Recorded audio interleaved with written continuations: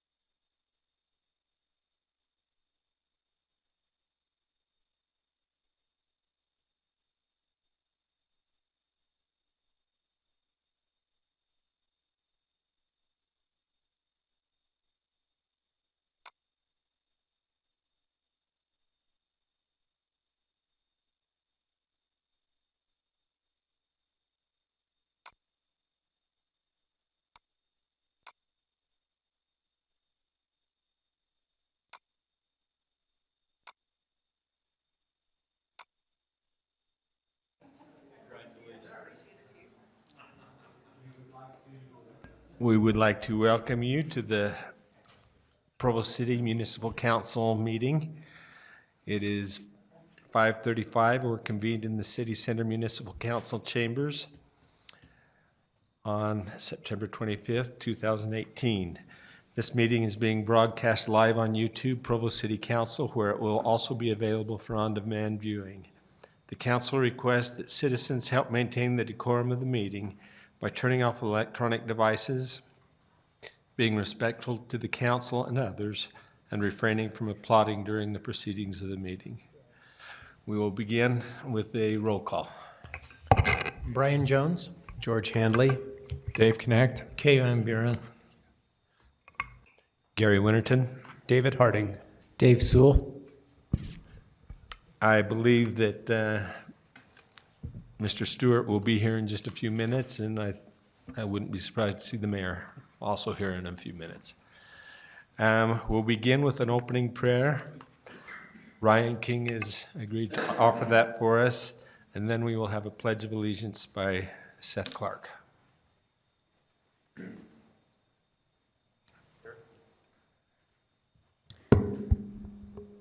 Our Father in heaven, we are thankful that we can be here this evening. We are thankful that we live in a country and a city that allows such exchanges and freedom.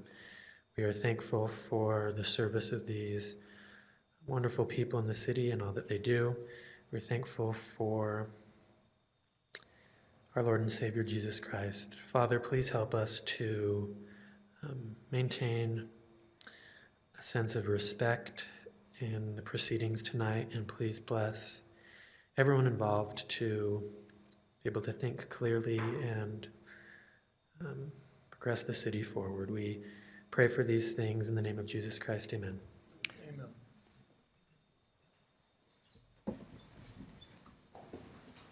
Will the audience please rise? I pledge allegiance to the flag of the United States of America and to the republic for which it stands, one nation, under God, indivisible, with liberty and justice for all.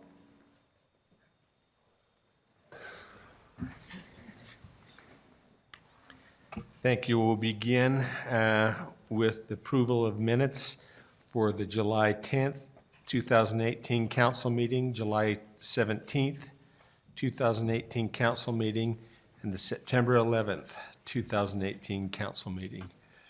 Are there any changes or additions or corrections to these minutes?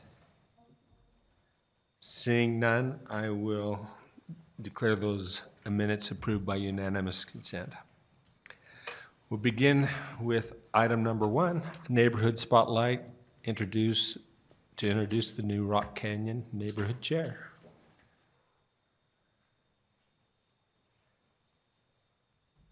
I didn't prepare a statement, but my name is Rachel Luke, and I'm the new Rock Canyon Neighborhood Chair.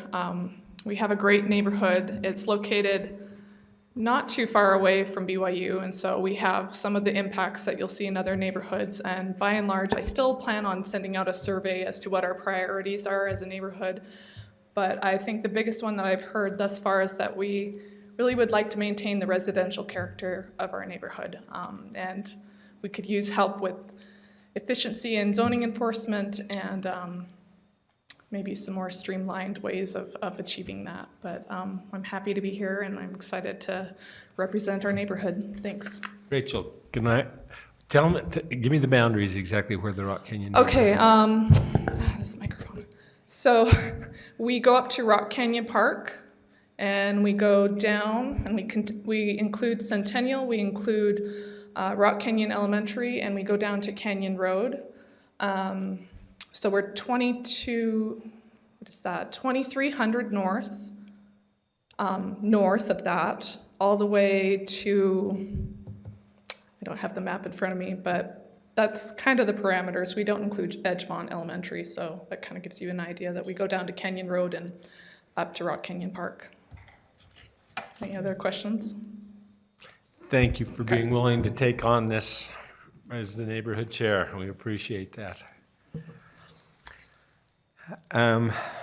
We will now go to item number 2, a presentation of the Employee of the Month for September. Jen Starling will present this. Thank you. The Provo City Employees Association is thrilled to announce in September Provo City Employee of the Month as Raquel Kerr, who is a custodian in the library. Jean Nelson has a presentation to share about Raquel. I didn't do it. Okay, so our September Employee of the Month is Raquel Kerr, who is a custodian in the library. Jean Nelson has a presentation to share about Raquel. And after the presentation, we would like to invite Raquel and her family Jean, the council members, the mayor, and the employee association officers to come up to take a picture. So we'll now turn the time over to Jean for a presentation on Raquel. Thank you.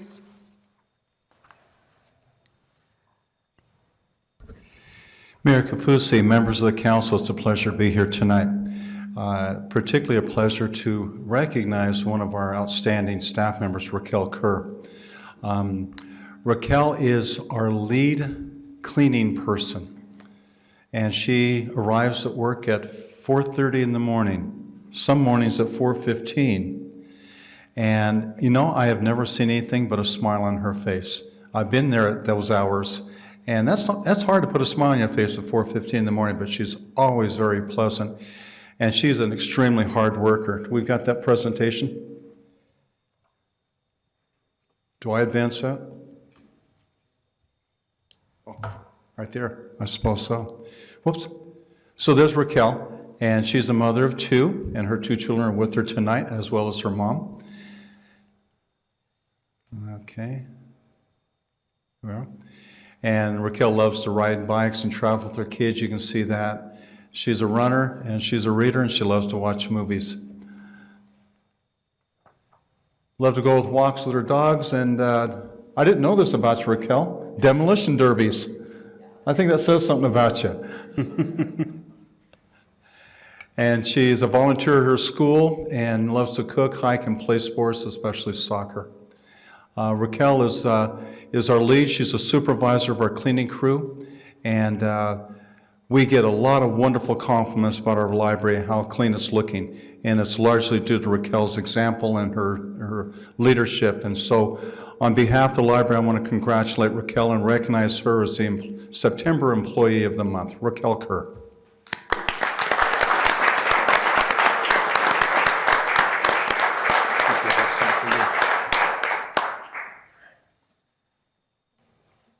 There you go. Congratulations. Thank you. Thank you. Proud of you. Oh, I know what that is too. This is something.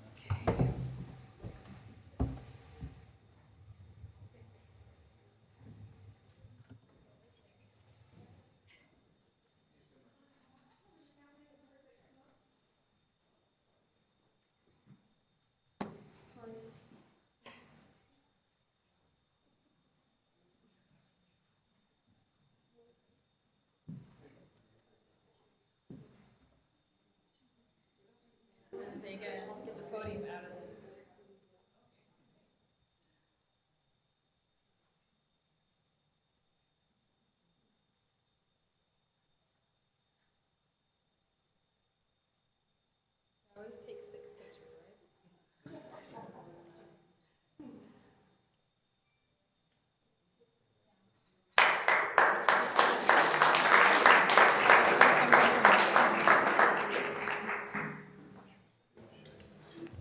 Thank you.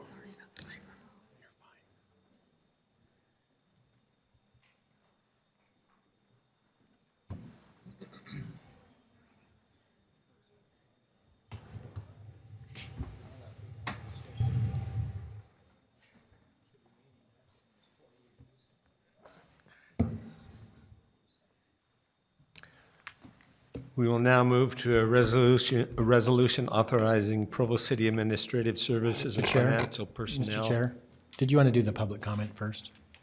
Or- Thank you. I appreciate that. Thank you, Brian. Would you introduce that for us? I'd be happy to.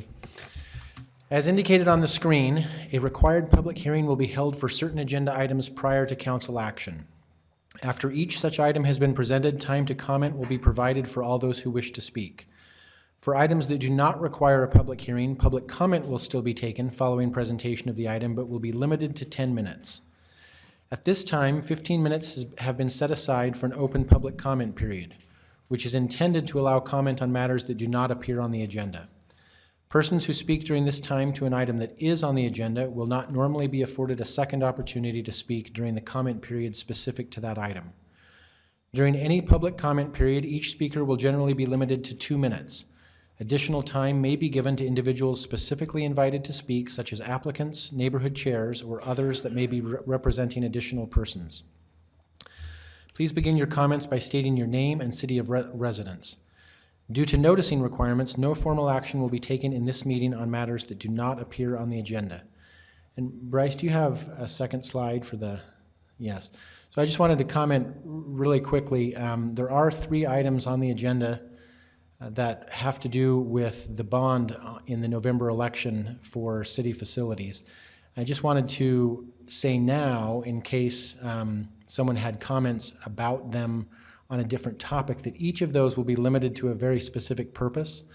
Item number 10 is specifically for making public comment about arguments for or against the approval of the item on the ballot.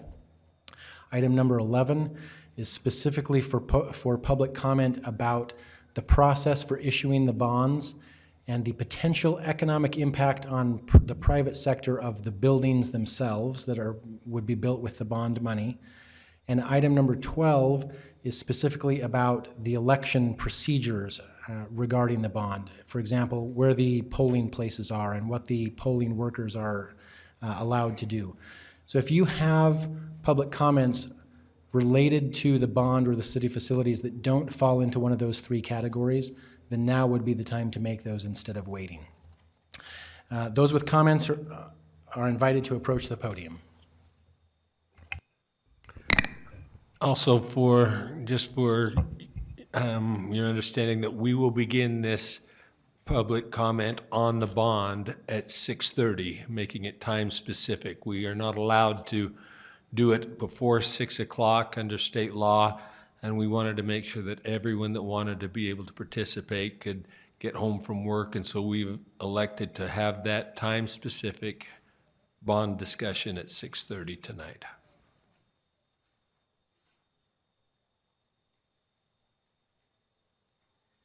Good evening, Councilman. My name is Ryan King, and I've been a lifelong resident of Provo, growing up in the river bottoms. I also work for a startup that is based just a block or 2 that way, also employing people in the city. I wanted to bring up an idea that I had that does not relate to anything on the agenda tonight, but it would be about passing as a city a renewable energy mandate across the city. From the Provo Vision 2030 document, we read that the city will seek opportunities to diversify energy resources in a cost-effective manner, including increasing energy percentages from renewable and alternative sources. Granted, the Vision 2050 isn't finalized, but in a rough draft, I found that more goals stating that Provo will improve energy efficiency by reducing our dependency on fossil fuels, and then also by seeking opportunities to diversify energy resources in a cost-effective manner, including increasing energy percentages from renewable and alternative sources. It's my opinion and understanding from everything that I've read to really put money where our mouth is, so to speak, is to pass a renewable energy mandate. Now, one of the big reasons why this matters so much to me is I'm an avid skier. I love taking part in so many of the outdoor opportunities that we have around Provo, and I'm seeing winters become shorter, and our snow accumulation season also tends to then be shorter, which then leads to water problems in the summer. So I look forward to working with the council. I'm very open and willing to provide you with any resources you might want or need regarding the subject and see if this isn't something that we can push ahead with. Thank you.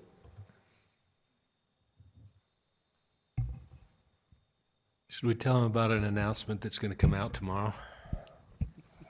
You'll look for Provo City, George. Well, there is also a meeting on October 18th that the Energy Department is putting together for public input about energy issues. So in addition to what you've done tonight, I would encourage you to come to that. I don't know, do we know where it's going to be? 7 p.m. on October 18th, but I should know, and I can't remember off the top of my head. So if you'll, excuse me, but if you'll look on the mayor's blog, I just posted all the information on it.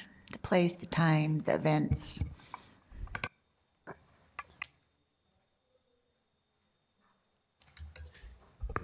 And then if I may, stay tuned for an announcement that's coming tomorrow. I probably shouldn't be commenting, but I'm very excited about tomorrow, so sorry.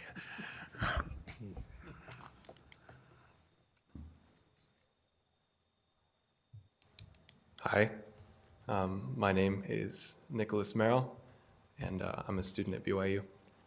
And I just wanted to take this short opportunity to express thanks, gratitude for the new public transportation systems that are being installed in Provo. I've been using them extensively. Not entirely sure who's in charge of what with the UTA and with the Provo Council, but I'm sure that you all played no small part in that. So thank you very much for supporting public transportation projects that help students like me get around without having to buy a car. Question. Yes. How do you use it? Why do you like it? Why do I love it? Yeah. I can get around anywhere I really need to. If there was somewhere, and it runs consistently. That's the other thing. The UVX, it runs often. There's often a bus there. And it connects me not only within Provo to different destinations here around town, but I can easily get the UVX down at the Provo Central Station, take a train up, and visit my family further up north. The interconnectedness of the system, the distribution of stops works very well for a standard BYU student like me. So what's your favorite stop, or where do you go the most? Stop. I mean, I usually get off at Academy Square to get to my apartment, and then, like I said, just running straight through downtown on the UVX, that route is very well planned, and I appreciate it. Thank you.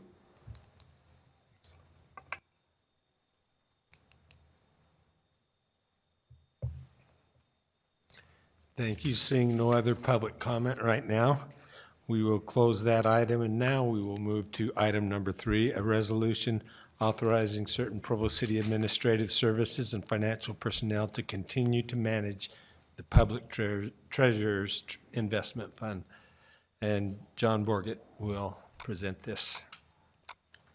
Yes, Chair Winterson and the Honorable Council, this is a new requirement that came from the State Treasurer's Office. I actually feel like this is a good thing. We have a large part of the city's funds invested in what's called the PTIF. It's the Public Treasurer's Investment Fund.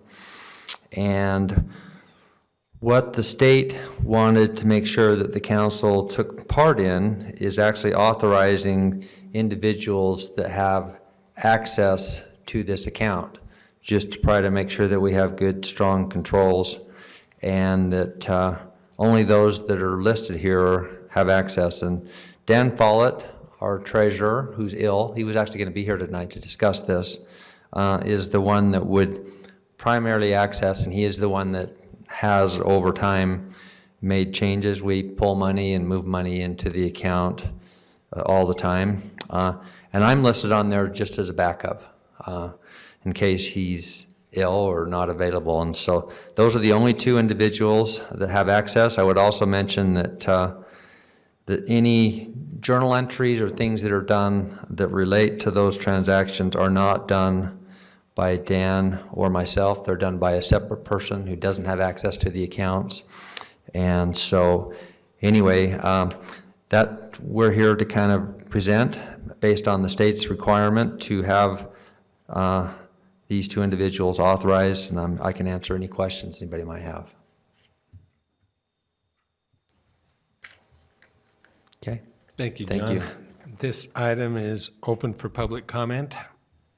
If anyone would like to address this, please come forward now. Seeing no discussion, we'll close public comment and bring it back to the council for a discussion and a motion. Oh, an implied motion, thank you. No discussion, then we do have an implied motion on the table, and we will call for a vote. Those in favor? That passes unanimously. Move to item number 4, an ordinance amending the zone map clarification of approximately 5.89 acres of real property generally located at 1437 East, 2300 North, from public facilities to agricultural 1 in the Rock Canyon neighborhood.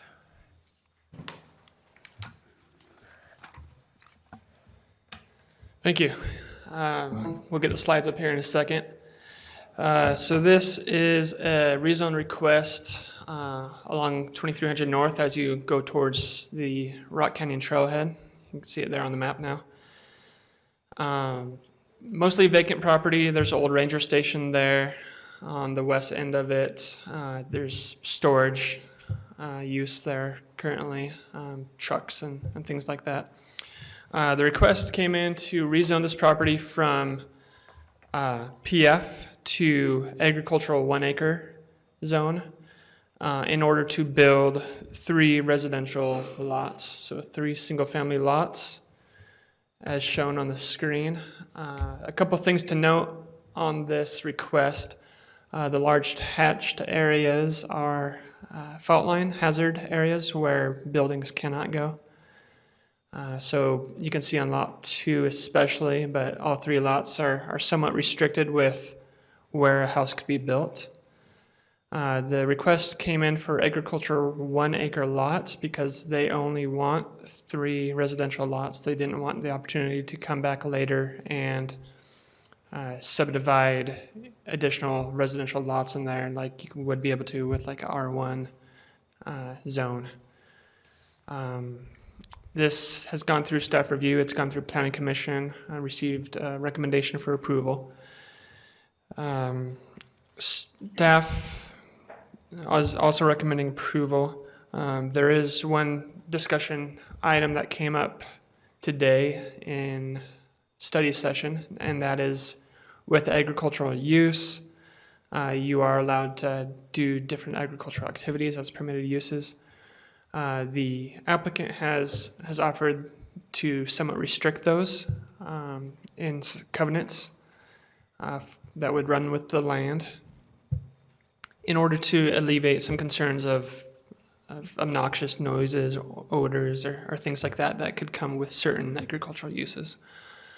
But other than that, yeah, that's the request. I'll take any questions for staff if you have them.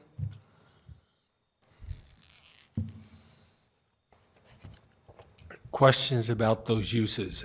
Will you prepare a list and give it to the mayor? Should we?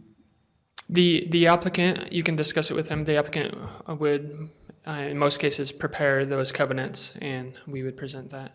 And they will prepare those covenants, and the mayor will approve those. Yeah, if it goes to development agreement like was discussed this afternoon, then the mayor would be signing off on that development agreement. It might be appropriate now if, Bryce, if you can put up the revised ordinance. So there was a vote, there was a motion in our work session today to use what I call the development agreement version of our ordinance, our zone change ordinance, which includes this paragraph that's not in our other zone change ordinances. And this says that the mayor is authorized to negotiate and execute a development agreement consistent with representations made by the applicant and the applicant's representatives in the council meeting. And then this was just language that I came up with. We can tweak this if this isn't specific enough, or if you feel like this is enough to give the mayor guidance, then you can leave the negotiation up to her. But I used the phrase, including that the applicant will place restrictive covenants on the property limiting or prohibiting certain high-impact agricultural uses. So it's up to the council whether you feel like that needs more clarification or whether that's sufficient to then provide feedback to the mayor about those negotiations before she executes the agreement.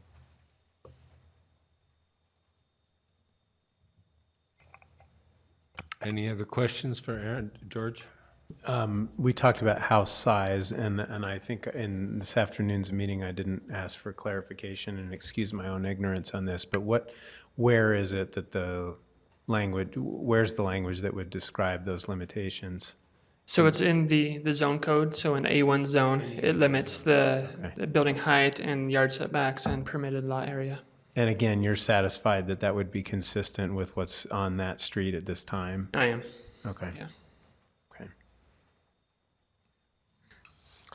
Okay, this item, we will first invite the applicant come forward. And Dave Gardner will represent the applicant.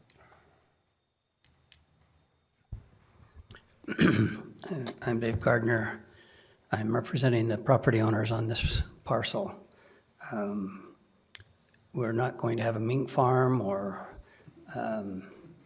feeding lot, so we're willing to enter into the restrictive covenants that outline the types of agricultural uses we want, which are specifically horses. There may be some others that I haven't thought of, but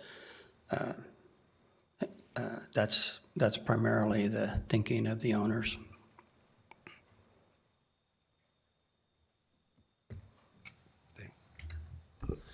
I appreciate that.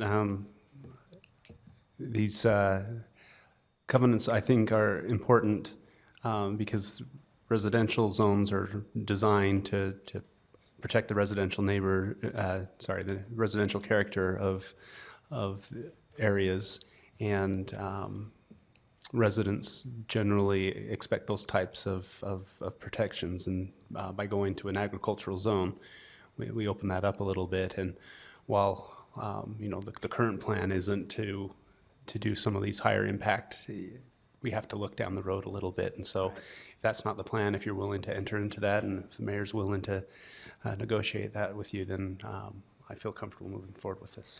Dave, how many horses did they plan on putting up there? Do you know? I don't know. Is there something that we could limit that we don't? I don't know.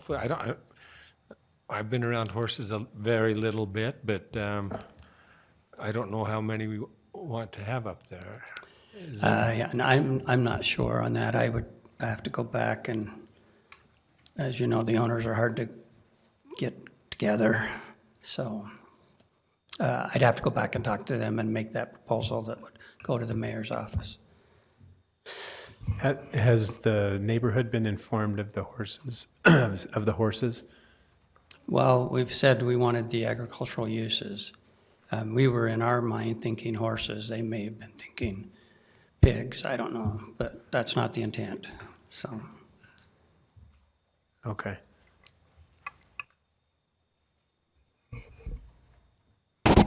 Has there been any neighborhood meeting regarding this? We're going to hear from the neighborhood chair in just a minute. And then a second question for Aaron. Are there any agricultural uses close to this property? Are there any horses in this area at all? Is there any? I believe it's mostly residential and public facilities surrounding it. Isn't there a trailhead? Is there a trailhead there that the horses would appear at? Sure.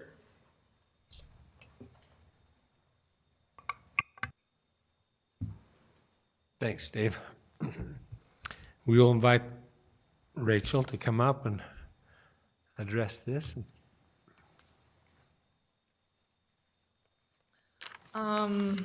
So I'm admittedly coming a little late to this discussion. I was only elected last week. And most of the information that I've been given, I've been gleaning from our neighborhood email that I have access to now, and from the Planning Commission meeting that was given about it. So as soon as I found out, I sent it out to our Facebook group, which has about 270 members on it, and I sent it out to our email list, which has about 120 residents on it. There was an immediate concern about the trail that provides access from Rock Canyon Park to Rock Canyon Trailhead, and that was unclear to me from the site plan that I was able to access, but I think George Handley was able to help us clarify that it was not going to be impacted, and it's not part of the parcel in question. It's just east of it. But I should probably reaffirm that the neighborhood really treasures that trail, and we would really like that to stay in place. So if we could put a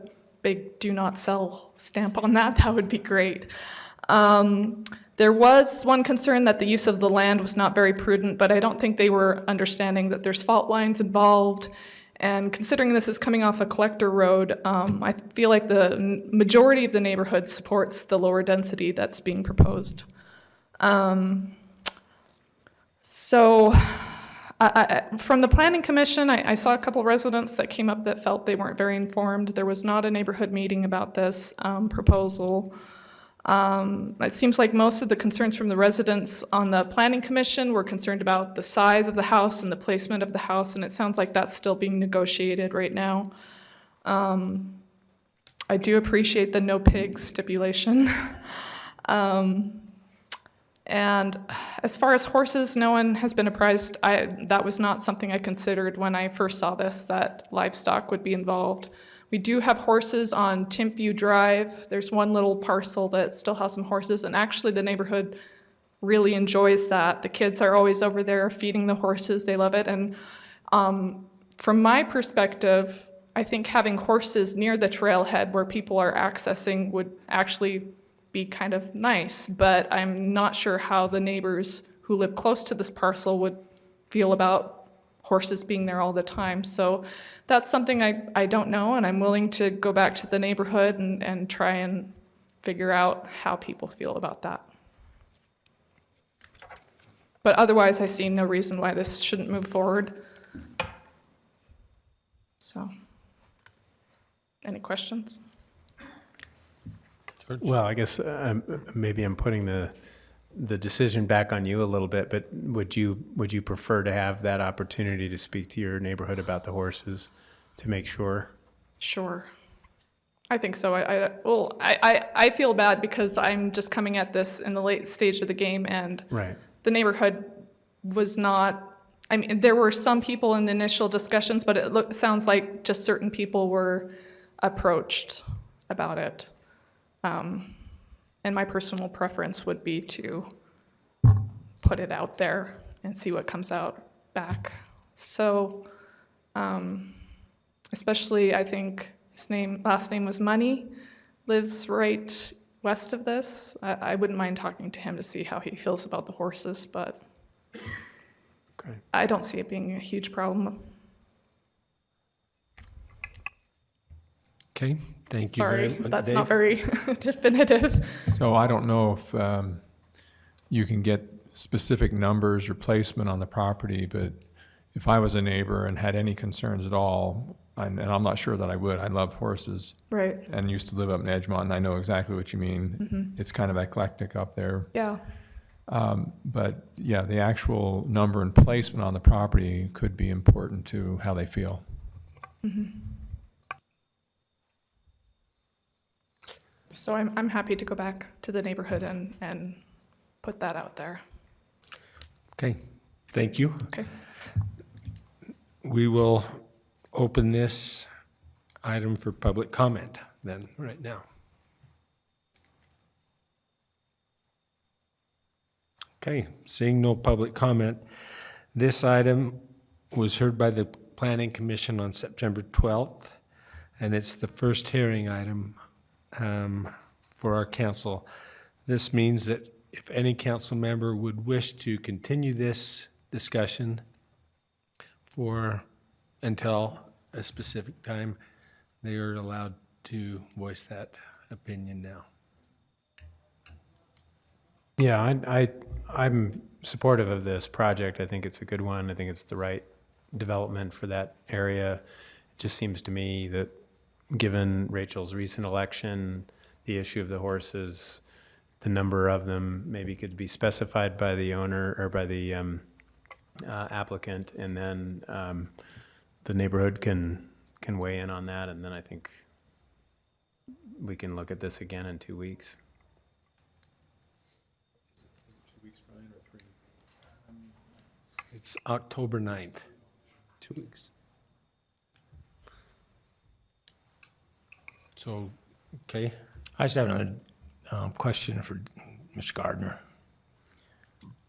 Have you seen anything as far as the layout of the homes and barns, or how they're going to house these? Is there anything like that that's We been haven't presented gone yet? that far. with the actual site plans. The intent, and again, that could change over time, was that these would be the children of the owners, and so the houses would probably be substantial. There'd be some outbuildings in the back area. And the reason we didn't have a neighborhood meeting is the previous neighborhood chairman felt like we were okay. He made a few phone calls, but I understand if we need to continue this for more input. And my biggest fear is when you have horses, there's flies. I mean, that's, we've heard it back the other direction when residential moved into agricultural, and then they want us to get rid of the flies, and it's kind of going backwards now. But if there was a way to be proactive and say, yeah, let's go ahead and pass this, but maybe there's a buffer, because there's only one home, I think, that would even share a property line with this property, right? It's just the home to the west. The money.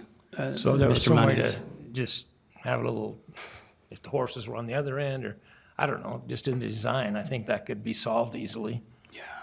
Well, yeah, and the intent was to put the barn-type buildings further in the back. And probably, the flies would probably affect the people in the park before they'd affect the people in the houses. So. Thank you.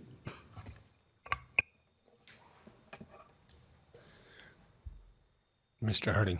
So if I may, I support the 2-week continuance, and I hope that's enough time to begin this dialogue, maybe even sketch out what those what the developer agreement would entail, and so the neighborhood could respond to that.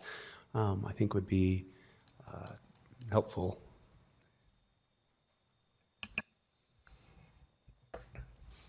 Okay, with the decision to continue this until October 9th, we won't call for a motion for anything relating to this item, and we will schedule a time for further discussion on October 9th. Now, items number 5, 6, and 7 were continued at the Planning Commission. So now we will move to item number 8, a resolution appropriating $75,000 in Fire Department General Fund for fire station equipment improvements applying to the fiscal year June 30th, 2019. Chair Winterton, members of the council, Jim McGill, your fire chief. We're here tonight requesting the $75,000 appropriation for diesel emissions equipment in 3 of our fire stations. The purpose of the diesel emissions equipment is to remove the diesel emissions, obviously, when the apparatus is running, and this greatly reduces the cancer-causing gases from the station environment, both in the apparatus bay and that can seep into the living quarters. The pictures that you see here are what we're referring to. These pieces of equipment hook up to the exhaust pipe of the apparatus. There's a magnet that holds it on there, and then as it runs out and hits the end of the rail, it releases, and by that time, the thought is that the apparatus is outside the station. There is a new type of system, just to give you a breakdown on what's going on here. The system is fairly old, and the parts are difficult to obtain. This is a system from Europe, and trying to get the parts, even if we can get them shipped, sometimes it's an 8 to 12 week delay. The parts and the labor have been very expensive, have become very expensive. In fact, in the budget years of 2017, 2018, combined, the repair cost exceeded $25,000 for these systems department-wide. When we have that delay, the systems are out of service for extended periods of time, which means that the diesel emissions are in the apparatus bay, and again can not only do they fill the apparatus bay, but they're on our protective equipment, and we basically we continue to pump money into a system that's failing, and so that is why we're here, is to actually make a replacement of some of those stations. Certainly better technology exists, The system that you see here is an example of the systems that we would like to move to in stations 3, 4, and 5. This is a air filtering system. These that you see here are currently at our airport fire station, and basically what they do is create a negative pressure, and the exhaust is filtered. And these have been proven to be very effective, and they are recommended by the NFPA and OSHA.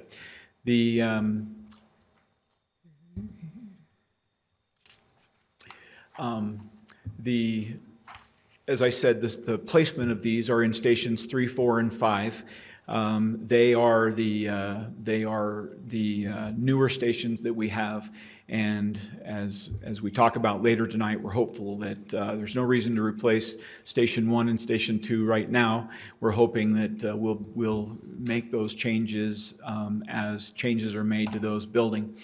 But the cost estimate is $75,000, and what we're asking for is an appropriation of the $75,000. However, we're asking actually that $40,000 of this would come from the general fund, and approximately $35,000 of this would come from revenue that is coming in and will continue to come in from our involvement in the Western United States wildfires that we've been participating in. Actually, some of those have not been quite Western enough for us, but those, but there'll be enough revenue. I think you remember we made an appropriation of last year's revenue and for another project, and so we'd like to take $35,000 of that revenue and couple it with the 40 from the general fund and make these changes. The installation time is about 8 weeks, and once that equipment is removed, we'll use the surplus equipment to keep stations 1 and 2 functioning until such time as a decision can be made on whether we're going to replace those buildings or not. I appreciate your time. Any questions? Thank you, Chief. Thank you very much. This is the second time we've heard this presentation as a council, and we're grateful for all that you do and all the help that you're also giving our neighbors. It's a great thing. This item is open for public comment. Is there anyone that would like to address this item? Seeing no comments, we will bring it back to the council for any further discussion or motion.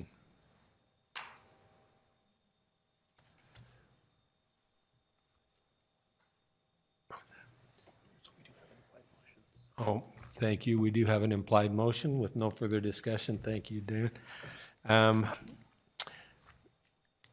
We'll take a vote on the implied motion. Those in favor? That passes unanimously. Thank you. We will now move to item number 9, an ordinance amending Provo City Code Chapter 14.41, home occupations, to better preserve the residential character of neighborhoods. Brian Maxfield will present this. Thank you. You've heard this a couple of times in the past. Some of the comments related to the major home occupation and accessory apartments. And I believe Mr. Hanley had some questions last time that I may or may not have been addressed. I'm not sure if you got the response you needed for that, but dealing with daycares and piano people and other things that way. Sorry, you're asking me if I have any questions about the daycare? Were your questions answered from the last meeting? Did you? Well, I'm not sure I saw changes in the ordinance pertaining specifically to daycare, or did I miss something? No, I was just trying to think from last meeting, some of the questions I thought you had, but.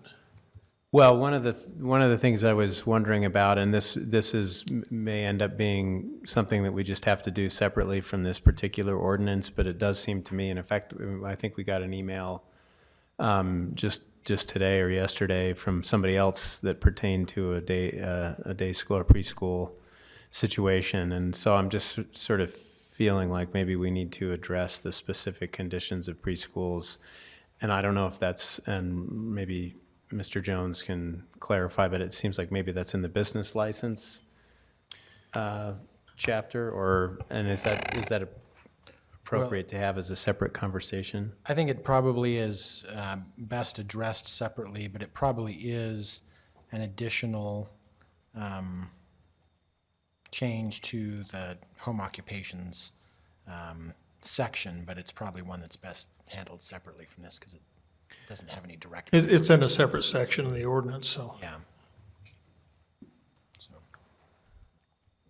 Okay.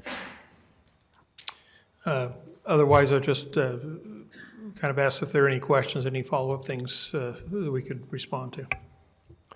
So I believe an email was put out to neighborhood chairs and vice chairs. And did you get some of those responses? Yes, I guess our feeling was that a lot of them do not like major home occupations. You know, that I guess is really was kind of a surprise in the sense that it wasn't just a matter of combining a major plus the accessory apartment. It was the fact of having a major home occupation there to start with. That is the flavor I got. And so some were like, gee, we wish they weren't in the neighborhood at all because of the impact. Whereas there were some that said, gee, thanks for addressing the things that you are addressing to try to mitigate and deal with the impact that we're having in the neighborhood already. So yeah, I just wanted to make sure you'd seen those. I thought they were significant. I'm glad we asked, and the response was a little bit different than I expected. I think we felt the same way. Any other questions for Mr. Maxfield? Yeah, this kind of is a question just where we left off last time. There seemed to have been a concern that accessory apartments don't just exist in areas with an A overlay and S overlay, but they also do exist in RC zones, which can also have things like a duplex. And so there was kind of some question of if we don't allow them in accessory apartments, it could be next door, for example, to a duplex where both units could have major home occupations, and something next door, which use-wise is fairly similar, wouldn't be allowed to have major home occupations in either. So there was an option that was outlined that we could put the restriction on accessories in the, Mr. Jones, if you can help me out with this, put the restrictions on major home occupations in accessories in the ANS overlay draft ordinance. So the Housing Committee has been working on an ordinance that amends the ANS overlays, actually combines them into one chapter of the code, reconciles the relatively few differences between the two of them. And so if there is a concern that the council feels like major home occupations and accessory apartments should not coexist on a property in the ANS overlay zones because of the nature of those overlays and the intent for which they were created, but doesn't think that prohibition should apply elsewhere in the city where accessory apartments might also exist, for instance, in the RC zone, then you could address that concern by removing the prohibition against the dual major home occupation and accessory apartment that's in this draft, and that same prohibition could be inserted into the draft, into the proposed amendments to the ANS overlays. Then they would be prohibited in those overlays, but not elsewhere. Okay, so Mr. Jones very eloquently explained how we could do that if that was our desire. I just didn't know if the council had thought about that since that time, and if there was any preference. I don't feel strongly either way, but I'm just curious if that had taken place. Okay. George. I'm ready to move ahead and vote on it like it is, and if we need any changes, let's address that separately. We've had enough time on this one. I'm in favor of the way it is today. Okay, thank you very much. We'll open this item first to neighborhood chair. Is there any neighborhood chairs that would like to address this? I know I talked a lot to you guys as a private citizen, but there was something that came up to me as a neighborhood chair. Last week, we had a neighborhood meeting, and there was a proposal to increase density on a parcel. They were proposing to put in 20 homes where 10 homes are currently zoned for. And as I was looking at that proposal, I'm realizing that these are popping up across the city, that we're trying to fit more people into less space. And I think that it's appropriate that we start looking at this now, because with smaller lots, you have smaller opportunities for parking. And so we're also going to be in closer proximity to each other. There's more of a need for respect, privacy. And so if we allow home occupations to continue to have fairly open-ended restrictions, I think problems are just going to increase. And I think that's going to tax our city's resources when we're trying to resolve them. So I'm still in favor. Are there any other neighborhood chairs that would like to? We have Nancy's coming up. I'm Nancy Wilson. I'm the neighborhood chair of Indian Hills, and I've been the chair for, I think, about 12 years. Over the past 12 years, and in the last few months when I surveyed our residents again, I'm sure I'm not surprising you at all to let you know that Indian Hills residents are very concerned about maintaining the residential character of our neighborhoods, and so we appreciate the intent behind these changes and clarifications on the home occupation.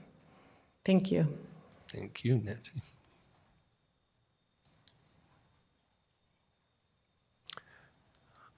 Okay, if no, Pam wants to come up and as a vice chair.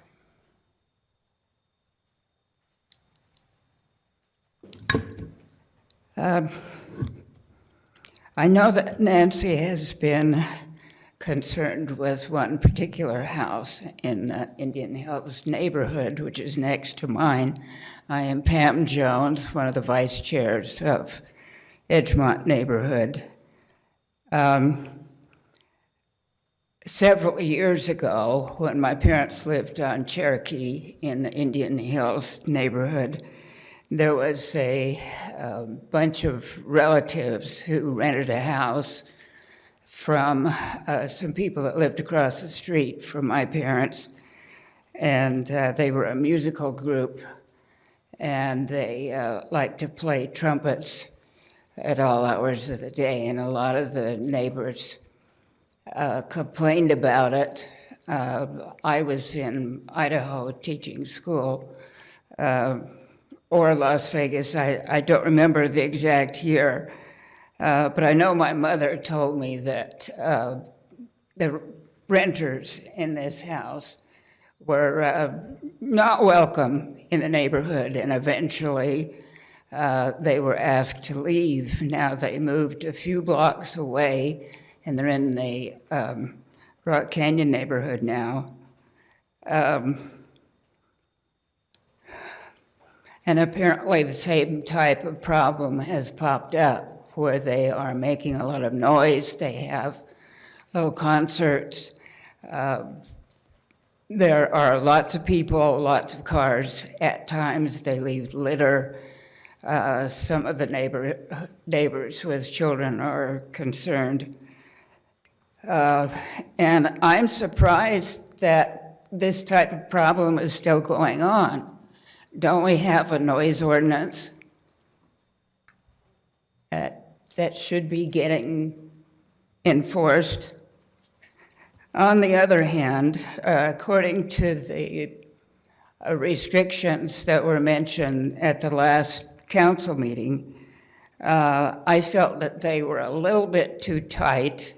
The hours were supposed to be set as 8 a.m. to 9 p.m. I would like to see them start at 7 a.m. Say a person prepares taxes. A client might want to consult at 7 o'clock so he can get to work at 8.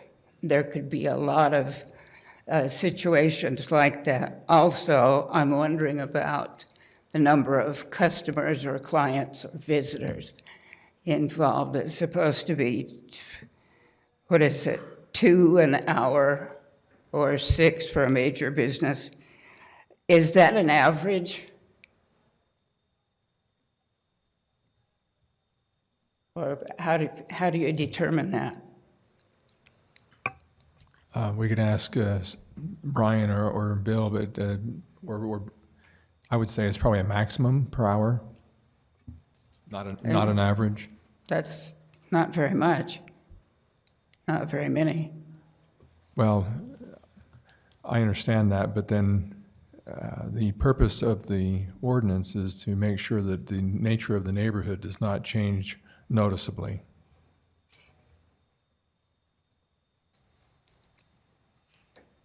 Okay. Well, that's about all I have to say. I think that where there's a business that involves a lot of noise and neighborhood disturbance should be definitely limited. Thank you. Thank you, Pam.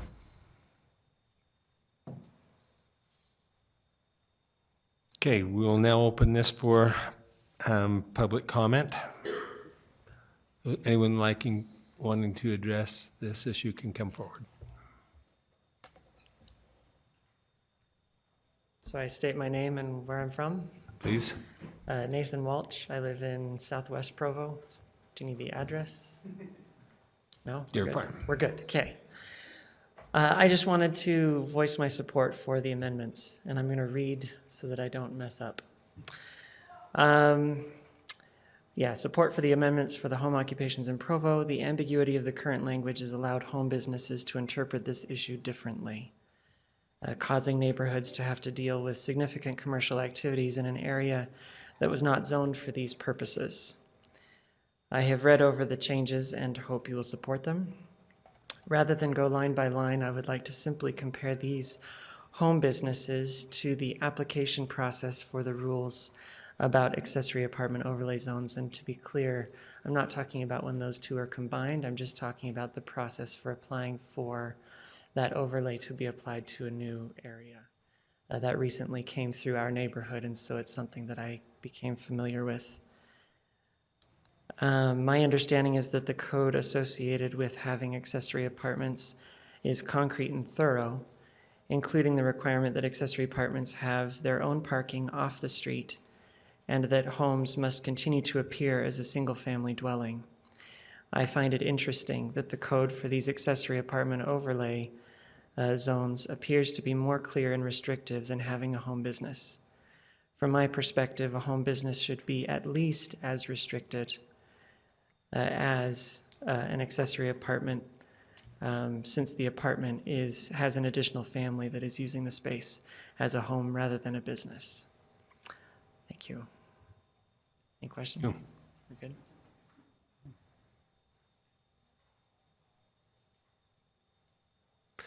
Are there any other public comment?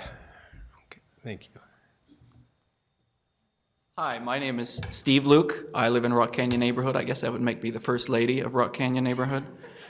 I wanted to speak to this issue. I've followed the changes being proposed to the code, and I like them as they are. I've had a little bit of input in that process because we've had some issues as well. But what I wanted to point out was this doesn't just protect the residential character of the neighborhood. I think clarifying the code will also protect business owners who will not invest time and money into a business only to find themselves shut down because they unwittingly violated the code. I think that the clarifications being added to the code will help new business owners who want to start a business in their home to know exactly how they can do it without running afoul of their neighbors or the city. And so I think that this, although we've talked a lot about preserving the residential character, and that obviously is the intent of the code, it's also going to help future business owners and keep them safe. So I fully support the changes proposed. Thank you.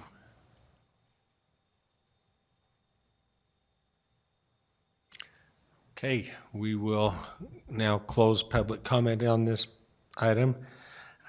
We do again have a implied motion. This was the second hearing on this, and so we do have the opportunity to vote on this tonight.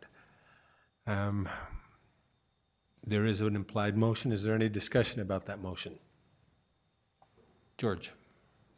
Yeah, I just want to express my support for it, recognizing that it's a really difficult balance to respect property rights, as Mr. Luke was talking about, and at the same time respect the character of a neighborhood. And it's also, I think I've learned through this process of listening that there are different kinds of businesses that have different kinds of impacts. And so sometimes what one person thinks of when they think of a home occupation isn't necessarily what someone else is engaging in. But I do hope that the amendments make that balance that Mr. Luke was identifying of helping business owners understand more clearly what the expectations are and helping to preserve the character of the neighborhoods while respecting property rights. I don't think it's a perfect balance all the time, but I do think I'm supportive of it for those reasons. I do think that we'll have to make sure some of this too some of the problems seem to stem from difficulty in enforcing the conditions that are already in the code and that are now even more clear in the code.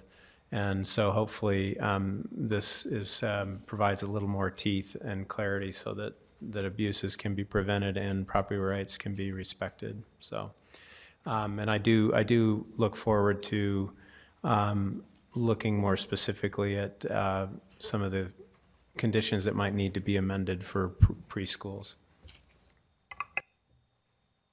Mr. Sewell. I just wanted to thank all who've collaborated on this. We had several residents that contributed ideas and were very helpful and instrumental in several aspects of this package, and you've heard from several of them tonight. We had several members of community development that were involved. I remember a number of email exchanges. I remember having lunch with Bill and one of his colleagues to discuss this. I think we had several council members that contributed an idea or two along the way as well. So I just appreciate everyone's involvement. Okay. We'll call for a vote on the implied motion. Those in favor? And that passes unanimously. We'll now move on to items 10, 11, and 12. Do you want to take it from there? Or who? Go ahead. We'll begin with item number 10. It is now after 6:30, so as we had announced at the beginning, it is time for these items to proceed. Item number 10, I'll give a brief introduction, is a statutorily required public meeting where let me back up and say this. So whenever there's a bond election, part of Utah code requires that the city gather certain arguments for and against the bond election and publish them in a voter information pamphlet.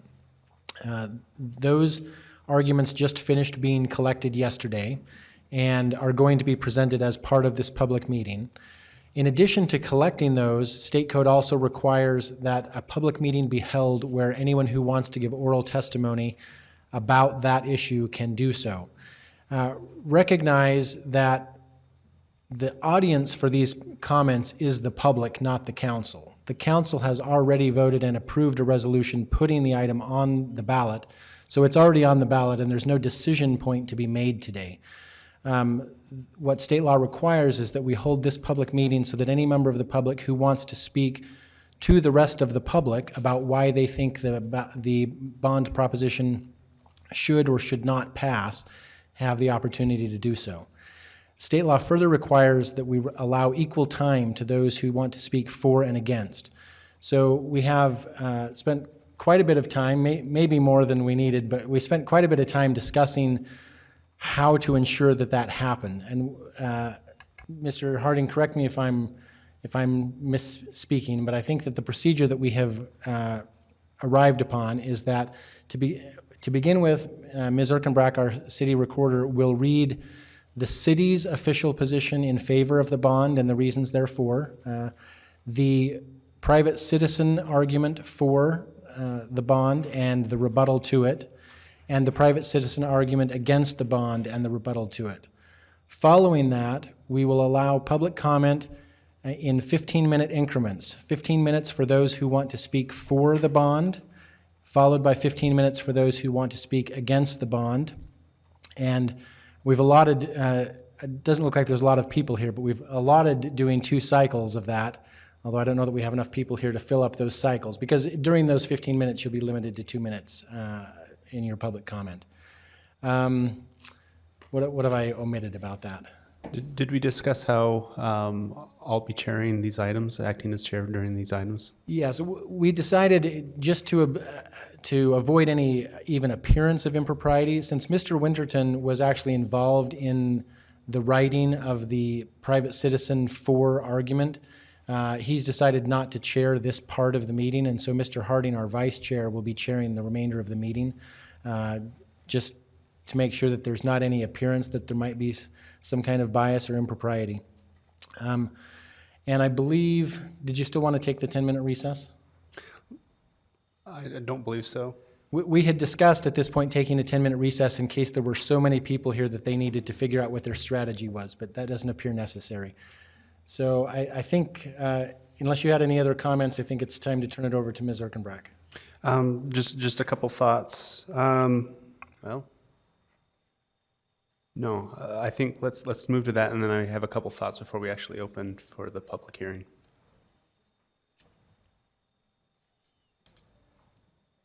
Thank you. I'll go ahead and start with the statement from the Provo City Council. Approving the Provo Fire and City Facilities Bond provides much-needed replacements of police, fire, emergency dispatch, and city facilities in downtown Provo. Sorry, is that better?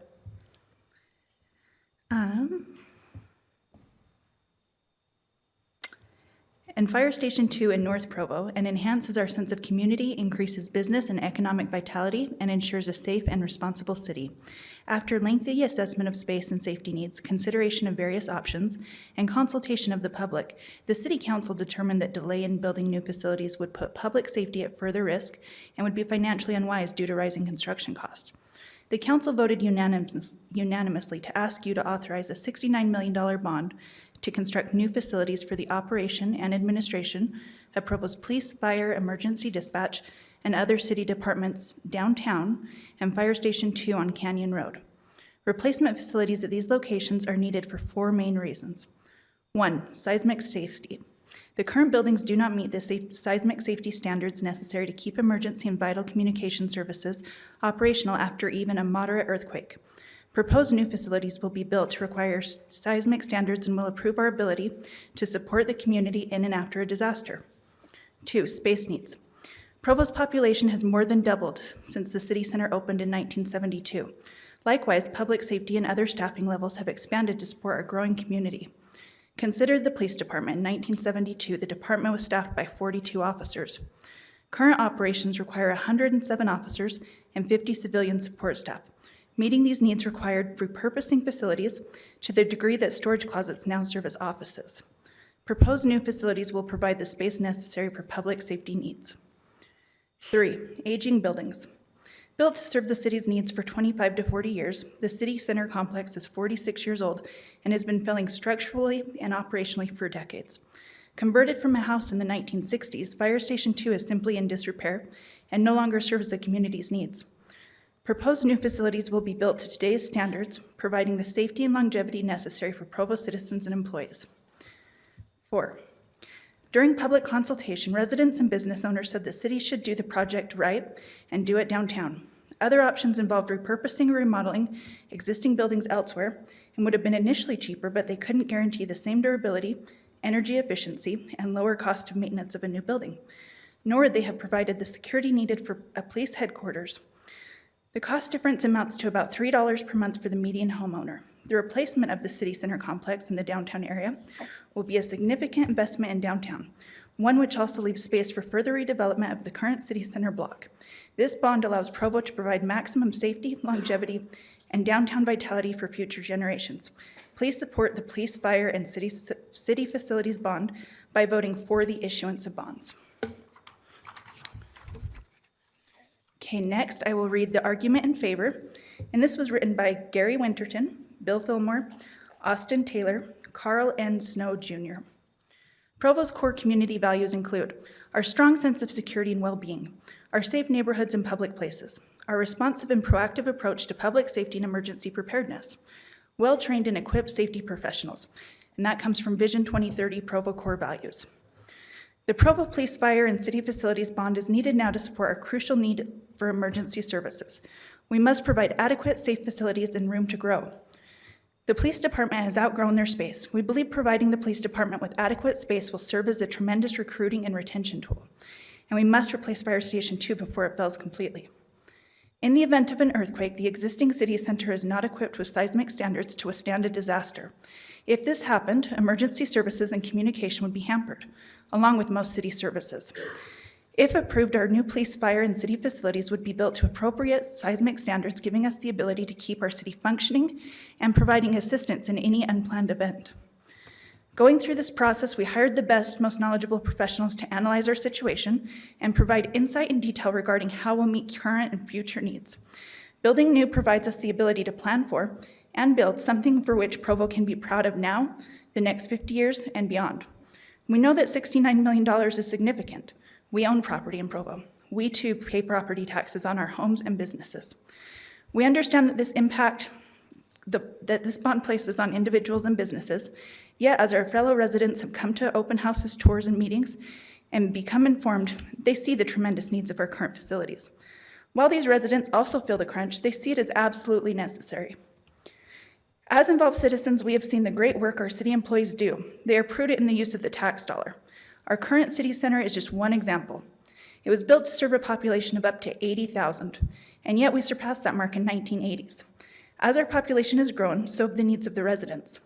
We've added a customer service department, an information systems division, GIS mapping, and other services. Our dedicated employees continue to make do with this space, but it's increasingly inadequate for the services they provide. So, addressing the need for newer, larger facilities, we ask, if we don't do it now, when will we do it? Construction costs continue to grow, outpacing inflation. The cost to build will never be cheaper. We invite you to take the time to see the current state of the facilities, see the conditions and need for repair. If you do this, we believe you will see, as we have, the time is now to vote for Provo. Vote for Provo.com. Please vote for the Provo Police, Fire, and City Facilities Bond. I'm running out of breath. Okay, the rebuttal to the argument in favor. This was written by Ms. Sarah Acey. What is being proposed now is not ready to bond. We can't just vote on a bond without knowing a site has been selected and what those buildings will actually cost. Without careful planning, the rapid rise of construction costs could mean an inferior product. We also have no idea the economic impact the building will have on wherever it is located. Taxpayers should not just sign a blank check for city officials to go spend. City leaders have not anticipated the answers to these crucial questions before proposing the bond. In comparison, the Rec Center was bonded after an informative and comprehensive process. The project was incredibly detailed, and studies have showed its influence on surrounding areas. Because of that, voters gave overwhelming support. That careful planning has created one of the most successful facilities in the nation. Provo taxpayers want robust and complete information. Yes, we need a new city building and emergency service facilities, but we need strong and long-lasting structures planned carefully and prudently so they serve for generations. We deserve for our leaders to invest in time planning a project of this magnitude before asking us to write a check for a project currently still in the dreaming phases. A vote of no will require the council and mayor to come back to the voters with a complete plan so we know precisely how much this will impact our community, both in economic influence and the actual cost of structures. And the argument against the bond, also written by Ms. Acey. In June 2018, 80% of Provo residents responded that they didn't care where Provo City offices, police, and fire were located, as long as the city operated efficiently. Only 13% felt strongly that Provo offices belong downtown. Despite the research, the elected officials did the opposite. They made the decision to place an incomplete, poorly defined option for a bond to build new city offices somewhere in downtown. A healthy community prepares to replace aging infrastructure and facilities by using strong data, comprehensive market research, and carefully making prudent financial sense for taxpayers. We have many aging infrastructure needs. Provo citizens will need to replace a water treatment plant, which will increase our utility rate significantly over the next several years. Fire Station 2 must be fixed, but the $4 million cost needlessly wrapped into this bond. Our police also need upgraded facilities. Our city building is deteriorating. Options were presented that saved taxpayers $9 million and over $20 million, but these options were ignored in favor of this expensive bond for a new city office somewhere in downtown. On top of this potential bond burden for residents, Provo taxpayers will probably be asked to finish the next stages of school bonds for another high school, junior high, and elementary school next year. The reason elected officials have rushed to put this bond on the ballot is to hopefully get it passed before the school district begins their ask for more bond money for school projects. All of these costs and future obligations should be considered in this decision. We are being asked to address critical needs with a significantly higher price tag than needed. Representations were made in council meeting that city buildings should be a landmark building. However, landmark buildings require landmark materials and construction quality. But current construction pricing was determined by architects and not by construction estimators who are more familiar with the challenges of cost, labor, and materials. Plans have also not determined where it will be built where it will be built in the downtown or economic impact on the surrounding area, both during and after construction. Will $69 million even be sufficient to deliver what was promised to Provo residents, who clearly expressed a strong preference, 80%, that they didn't care, want, or need such a new structure? Let's send our elected officials back to do the work we elected them to do. Vote no on the bond and ask them for an alternative plan that addresses aging public works problems and builds less expensive city office building.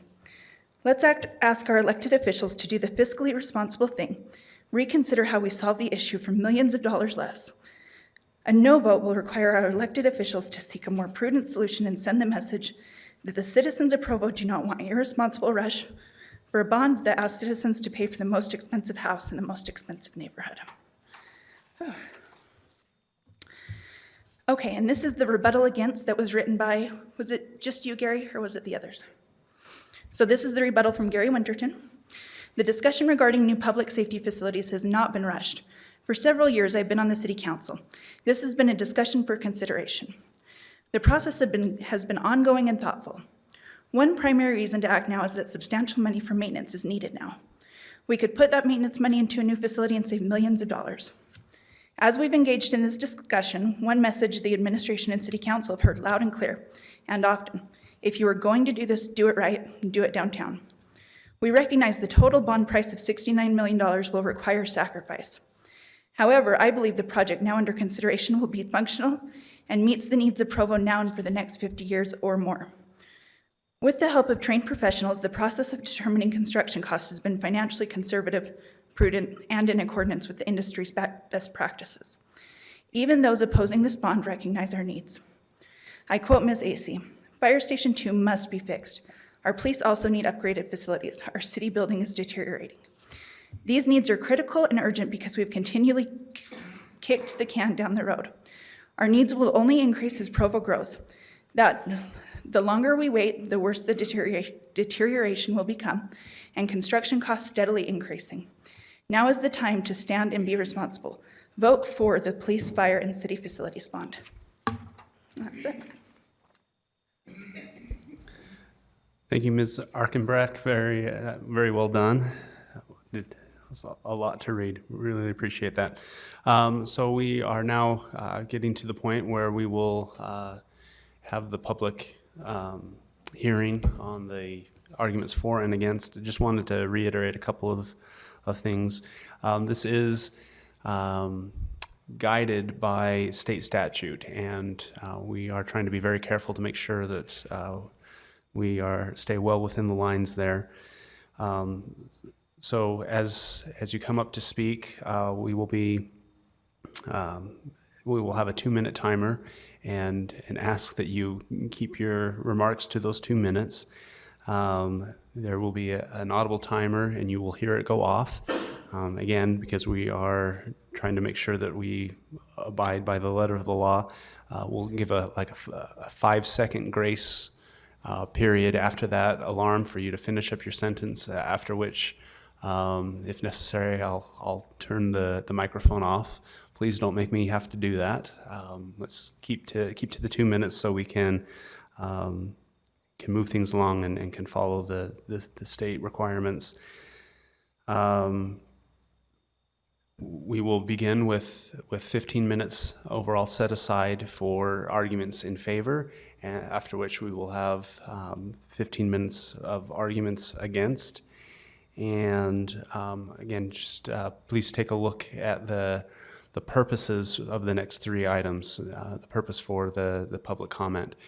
If you would like to speak your opinion or your argument on whether the bond should be passed or it should not be passed, now would be the time. Item 10 would be the time for you to share those thoughts. If you would like to speak to the process of the issuance of the bond, or the economic impact of the buildings that will be built if the proposed bond passes, then you would speak in item 11. And if you would like to speak regarding the procedures of holding the bond proposition during the election, then you would speak to item 12. And lastly, just wanted to remind you that the council is not making any decisions tonight about whether the bond is a good idea or not. This is only a time for these arguments to be publicly aired. And so with that, last thought, if we do not see, if we're still within the 15 minutes for either side and no one approaches the podium for 30 seconds, then we will close that and move to the next stage. So with that, invite anyone that has come to speak in favor of the bond to come forward at this time.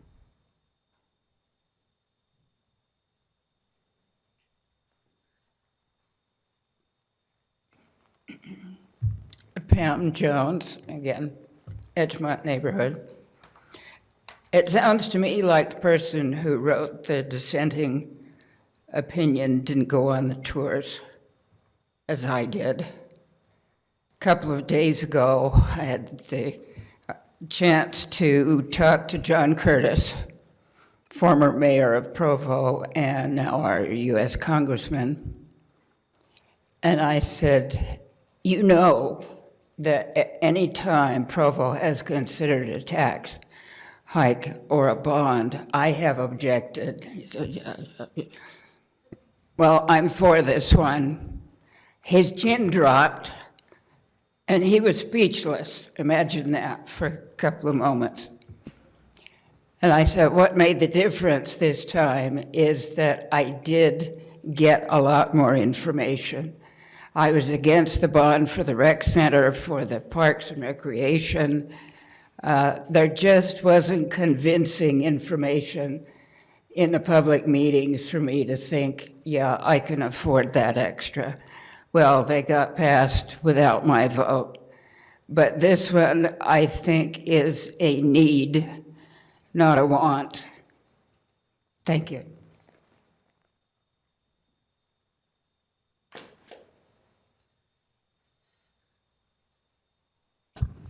Beth Alligood, Provo City resident. I am very much in favor of this bond, and the reasons why is mostly for our police department. Our police department is suffering under critical needs right now. The facilities are inadequate. I have been working at the farmers market trying to promote the bond for the city. And one of the things I tell them is our technology one has come a long way since the 70s. And the facilities at the police department right now are not adequate to be able to maintain and handle those. We need new facilities to do that. So the body-worn cameras that protect our citizens and also protect the police officers is something that needs to be addressed. Also, the fact that it was built for 42 officers and now we have 107 officers. These officers work out of their cars to do their reports. There's not any place for them to come to the police station to do their reports, to bring criminals that they need to interrogate in safe manners for the citizens that work at the police department. And what I tell people is the building of this bond is not for brand new pretty offices for city council and for the mayor. It's for our police department. The police department would be getting 3 times the space that they have right now, which is very critical. We're renting out buildings all over downtown to try to get the police department the facilities that they need, and bringing that all back together so that they're a working cohesive whole is an extremely important thing for a working police department. Even all of the dissenting arguments say, yes, this is a need. We have critical needs. And so I don't understand why they keep saying, but we can't do it. We can't do it. If these needs are so critical, addressing them now will save the city a lot more money than addressing them in 10 years because we have more school bonds coming down. Address them now, pull on your big boy panties, and let's do it.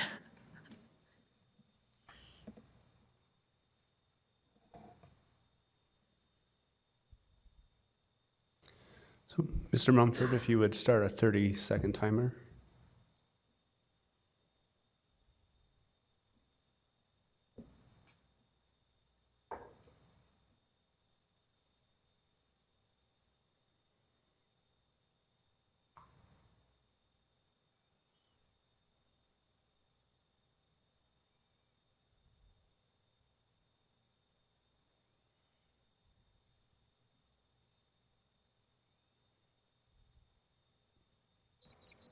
Thank you. So the first period is now closed, and we now invite all those or anyone who has come to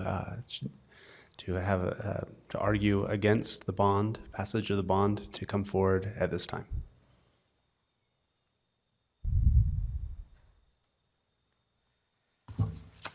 My name is John Payne.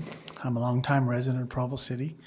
And I'm not necessarily here to vote against it or to voice opposition to it. I have some questions that I haven't been able to find answers to anywhere else. I know I did go through and watch the video. And so I know the issues and I know the need. And I'm for doing something about the need.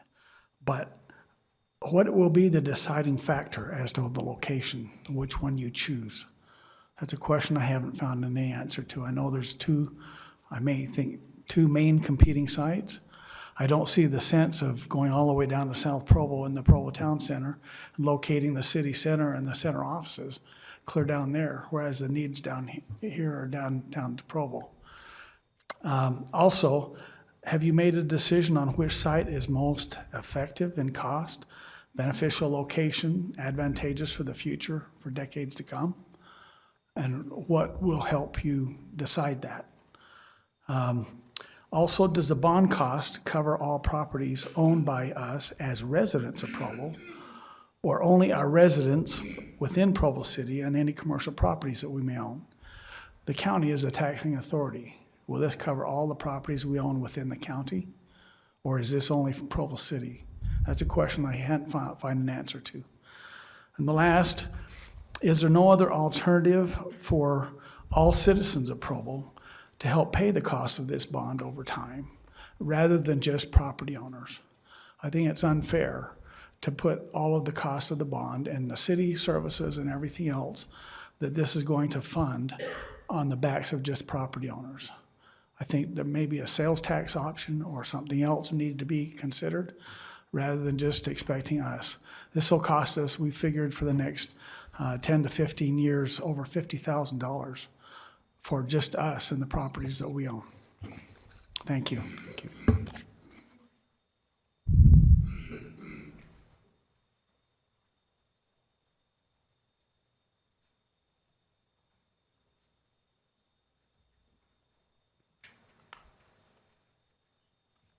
My name's Robin Roberts. I live at 1671 South State in Provo. I've lived here in Provo all my life. I can't believe there's not 400 people here. I cannot believe that. I don't think the people understand what this is going to cost them. I own 2 businesses and a house. I've lived here all my life. I've had one of those businesses for 38 years. And I figured out the cost. Your mediums are 10 times lower than where they probably should be.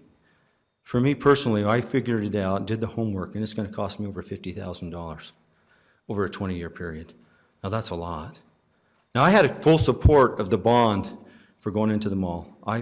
All these things need to be done. There is absolutely no question. But I wrote a letter. I emailed every single one of you several weeks ago and asked for some questions answered.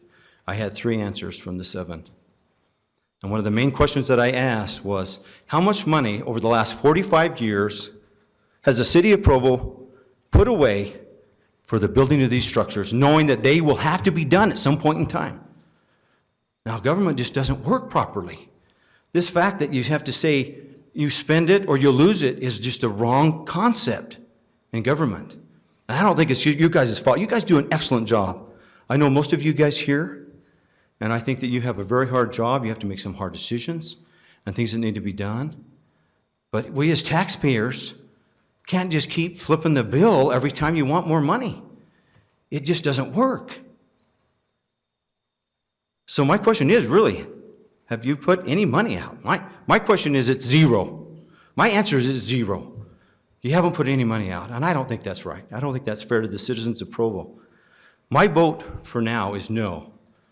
I think there was a cheaper way. I was willing to support that. And I think most people in this city believe that it's going to the mall. Everybody I've talked to, they don't understand what it's going to take. So at this point, my vote is no for this bond. Thank you. If nobody else gets up, can I get 2 more minutes?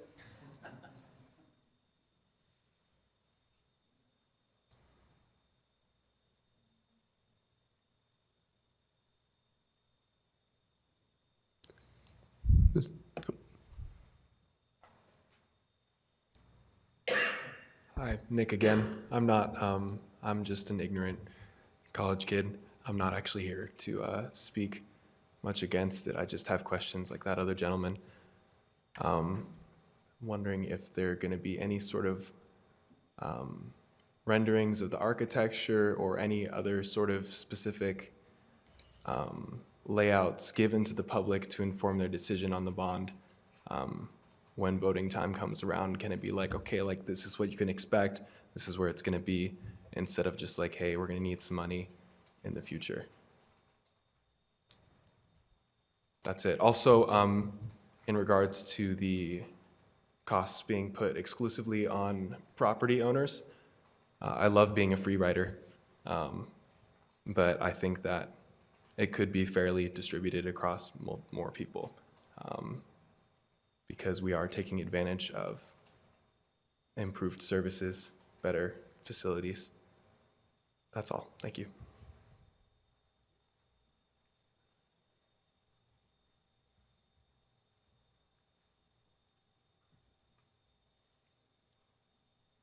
Can I make a comment, Mr. Harding? Please. Procedure-wise. I know that we've got 7 council members up here that are dying to answer the questions that are being asked, and a mayor that also is, and they're wringing their hands. Because I've been the bad guy, and this is the problem with legal advice, right, is that we're always worried about the worst case scenario. And so I have advised them that they should not answer questions in this meeting because of the fear that someone might take those answers as being inequitable as far as the information or the time for or against. What I would encourage you to do is at voteprovo.com, there is a website that the city has provided that has answers to many of these questions, and answers to more questions will be being posted there. And if you approach the council members after the meeting, I'm sure they'd be happy to answer your questions to any extent that they can. We just didn't want to do that during this hearing. if that makes sense. So I just wanted to make that comment and then turn it back if there's anybody else that wants to speak. Not all of them are, and I would say I appreciate you coming and asking them, because I know that Karen's down here taking notes about them so that we can remedy that with respect to some of them. But again, all of your elected officials would be happy to answer those questions. Right after the meeting or anytime you can get in contact with them, I'm sure. Thank you. Thank you for that. And Mr. Mumford, if we can pull that timer over.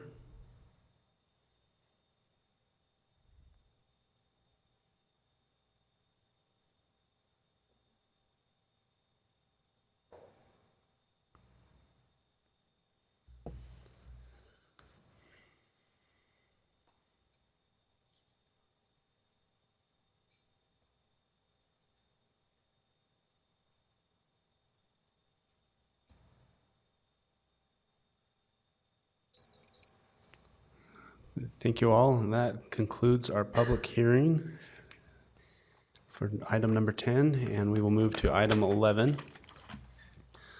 This is a public hearing regarding the proposed issuance of up to $69 million of general obligation bonds for the purpose of financing the cost of acquiring, constructing, and equipping in the downtown area a new police and fire headquarters, emergency dispatch center, and city hall, acquiring, constructing, and equipping a new fire station to replace the fire station on Canyon Road, and providing for related improvements in Provo City. And part 2, the economic impact of the project on the private sector. And I really appreciated the wording that's in that handout. Hopefully all of you have seen the handout that describes that this is not just the economic, or this isn't the economic impact of the bond, but it's the economic impact of what's being built by the bond on the private sector. And we will have a presentation by Mr. Eric Hunter, our bond counsel from the firm Chapman and Cutler, and I think John Borgett was going to do that. Okay, excellent. So we will instead hear from last minute change, Mr. Borgett, and this we will have a public hearing following the presentation.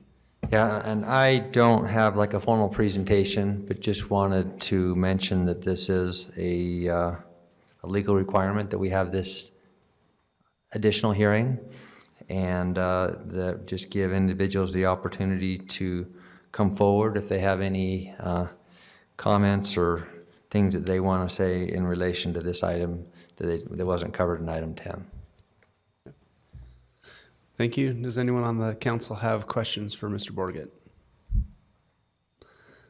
Okay. Before we open up to the public hearing, I would like to reiterate that any comments during this period really need to be focused on the purpose of this discussion, of this hearing. And Mr. Jones, if you could give us a nutshell description of what we're discussing here in this public hearing. Yeah, I'd be happy to, and I invite Mr. Hunter to interject if I misstate anything. But this public hearing is required by a different code section, and so this one is not about voter information. This type of hearing is required anytime bonds are being issued, but for some reason that kind of escapes me, our election code requires that if there is a bond election, the hearing has to take place before the election, even though it's about the issuance of the bonds that can only be issued if the election is actually successful. So from my perspective, the purpose of this hearing is, if you have public comments, that those comments should take into account that this hearing is only relevant if the bond is approved in the election. And if so, then this hearing is for comments about two things: about the actual process or the actual issuance of the bonds, assuming that they've already been approved by the voters. And statute specifically requires, again, that we take comments on the economic impact of the facilities being built by the bond on the private sector. So again, not the economic impact of the property tax, but the economic impact that the existence of the buildings would cause. So those are the two items that the statute asks us to take public comment on. Thank you, Mr. Jones. And with that, we invite the public to come forward, anyone who wants to speak during this public hearing.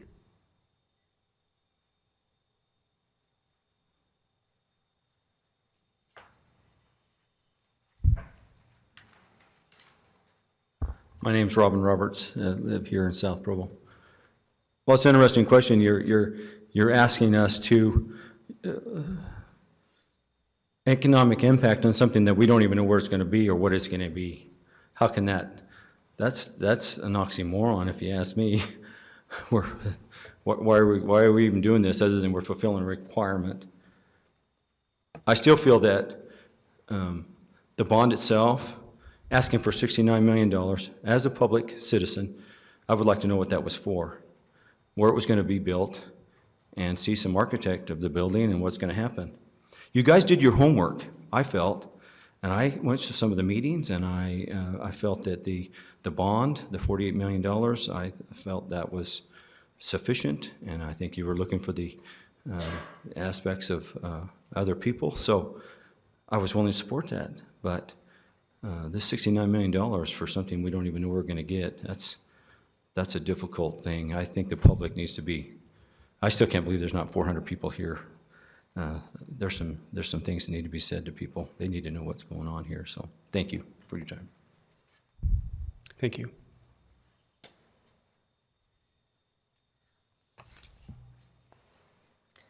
I've had a chance to talk to Wayne Parker and see some of the renderings that were made a couple of years ago. And I believe that this bond and the new facilities could have a great potential impact, economic impact on our downtown.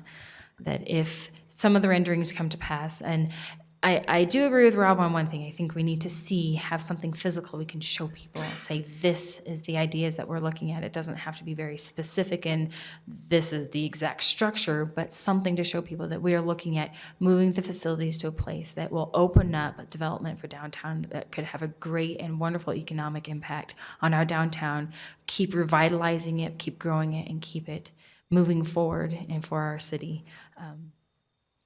The economic impact of the buildings itself, from some of the numbers that I've seen, will actually bring down costs to the city for maintenance and for the new facilities. We could go greener, we can do better energy efficiency, which again will have the economic impact that maybe we don't have to pay as much taxes to maintain facilities for years to come. So I'm, again, for the bond and for the economic impact that it will have. Thank you.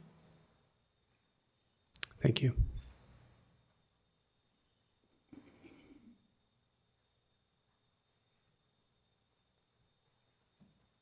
Once again, just another question. John Payne again.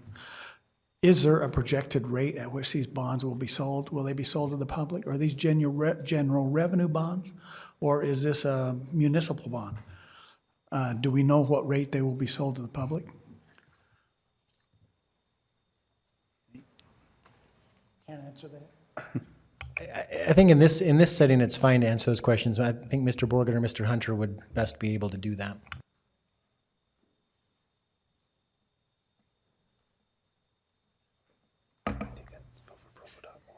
These will be issued as general obligation bonds secured by the property taxes, and the rates on the bonds will be established in the future at the time of the pricing of the bonds.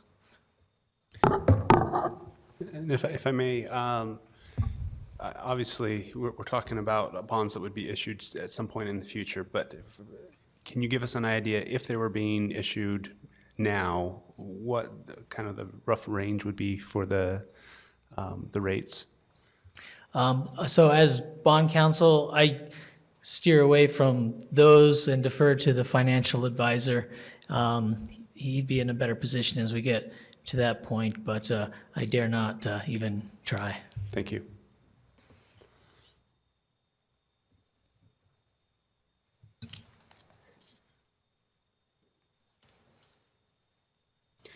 So we'll open it back up to the public.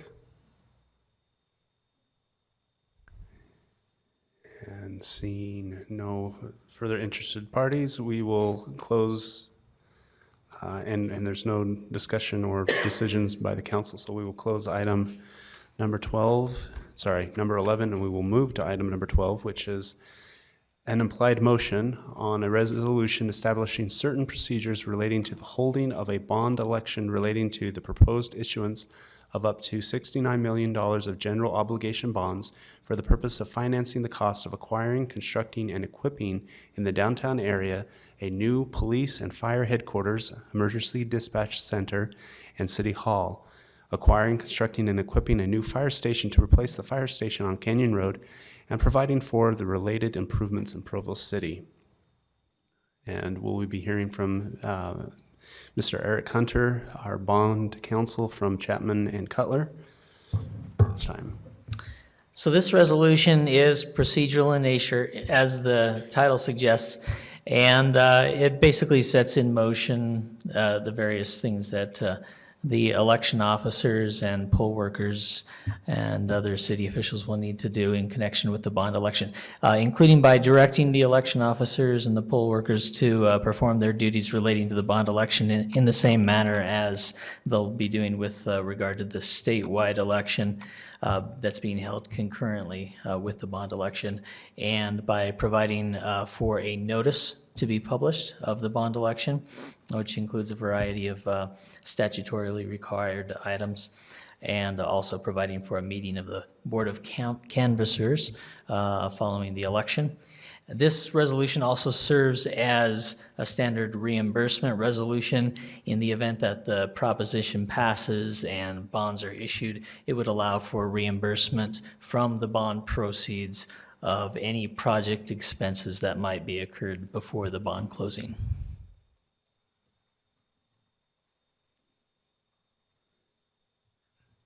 Are there any council questions for Mr. Hunter?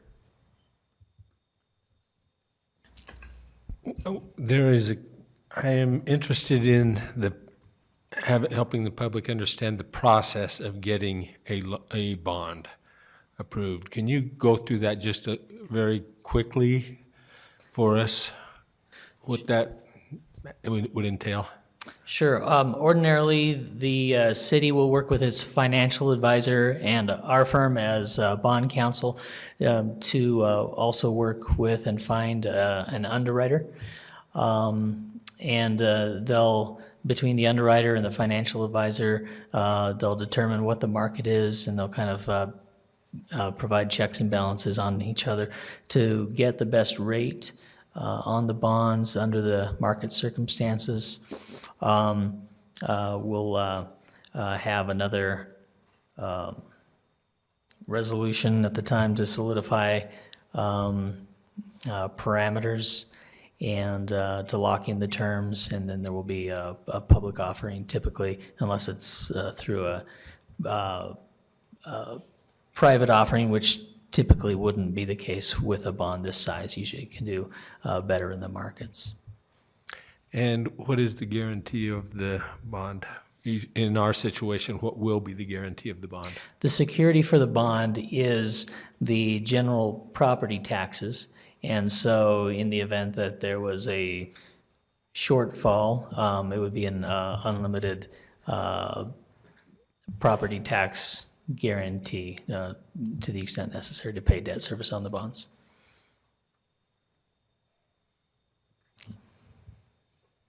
Thank you. Thank you. Mr. Mumford, could we get the resolution, the proposed resolution, up on the screen? Thank you. It is a long one.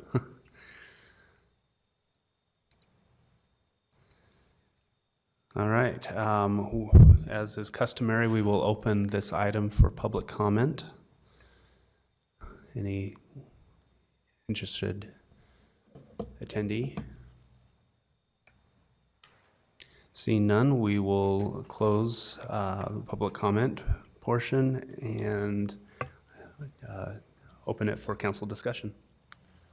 So each one of the three items that we've looked at here has pretty much the same language, and part of that language is that we would be acquiring, constructing, and equipping in the downtown area a new police, fire, and headquarters, et cetera.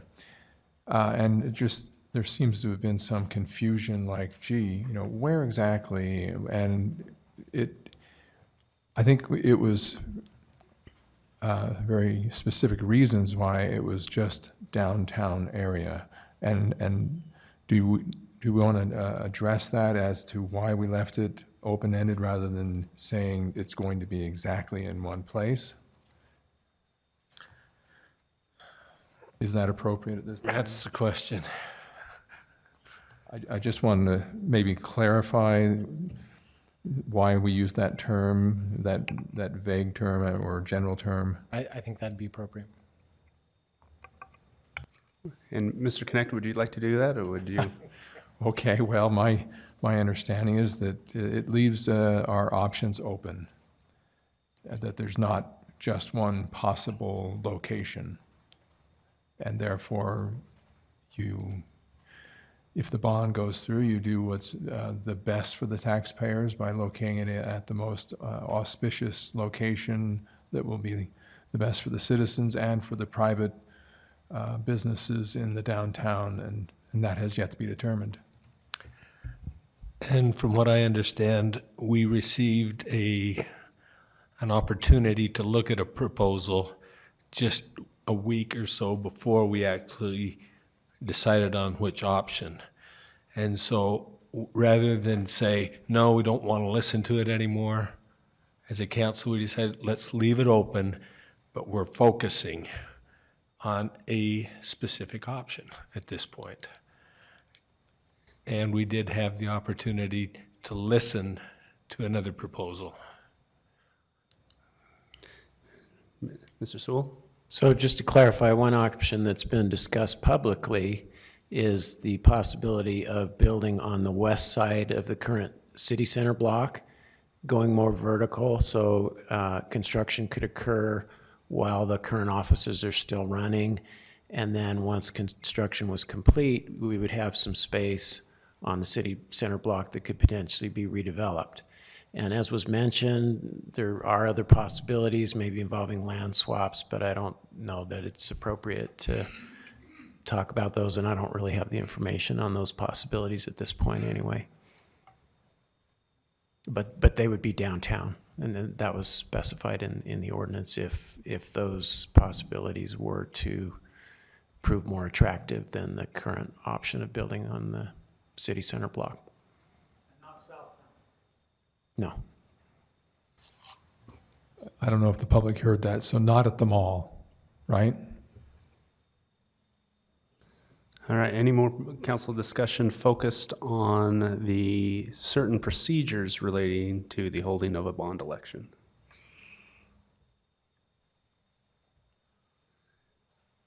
All right, then I will call for a vote on the implied motion to pass the resolution that is on the screen. All in favor? And that appears to be, or that is a unanimous vote in favor of passage. Mr. Harding?